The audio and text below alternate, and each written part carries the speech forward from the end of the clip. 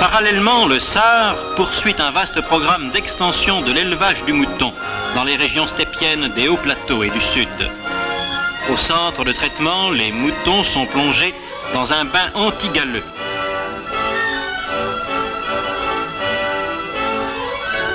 Vaccinés contre les maladies épidémiques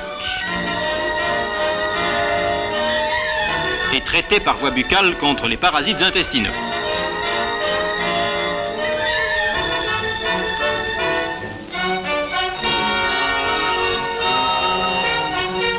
Ces clôtures, ce sont des réserves d'herbage pour les années sèches.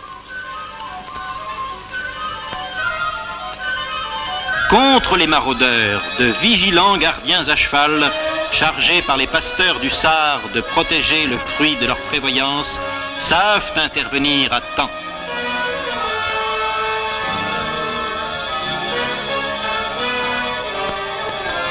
Pour compléter l'action des SAR, des organismes coopératifs de motoculture mettent à leur disposition de puissants moyens mécaniques.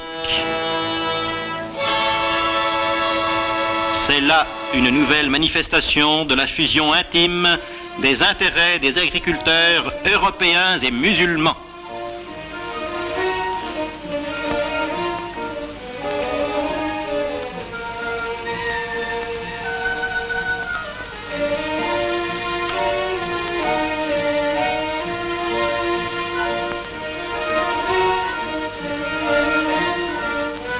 Non content de donner du travail aux agriculteurs musulmans et d'augmenter le rendement de leur culture, le SAR leur permet de se loger dans de meilleures conditions.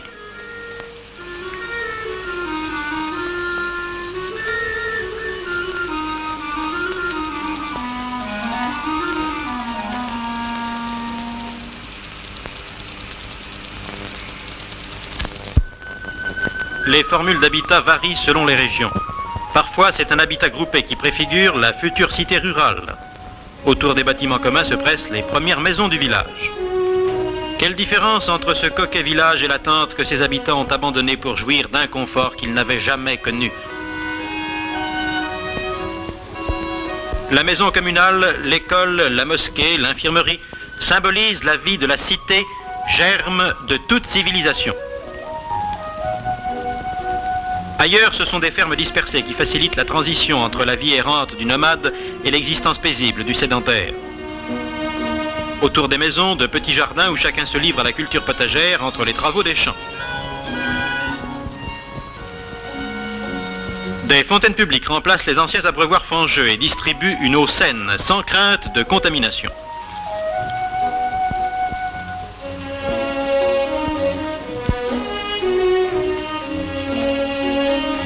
Pour relier toutes ces petites fermes, un réseau de routes carrossables a été réalisé par les soins des fellahs eux-mêmes. Dans d'autres cas, il a été suffisant d'améliorer la résidence habituelle des fellahs en mettant à leur disposition les matériaux nécessaires. D'autres enfin s'édifient selon des formules d'urbanisme adaptées à la région. Administrateurs et représentants élus des populations locales suggèrent sur place de nouvelles réalisations. Pour que la population musulmane d'Algérie mange à sa faim et vive heureuse, il faut rompre définitivement avec certaines habitudes d'un passé révolu et s'adapter résolument au rythme de la technique agricole moderne.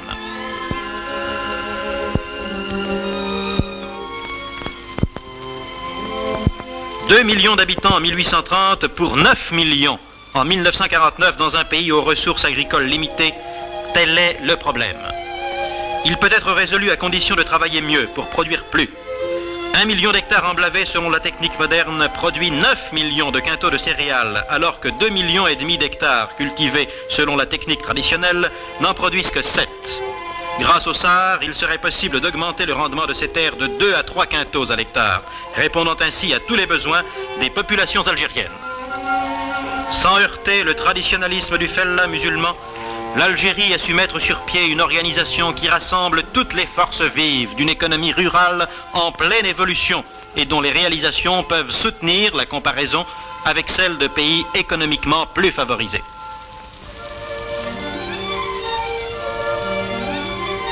C'est le génie de la France d'avoir découvert le paysan algérien pour qui la meilleure récompense de sa peine est de voir sur ces terres fécondes le blé alourdi peser au bout des chaumes, proclamant en chacun de ses épis que la moisson sera belle.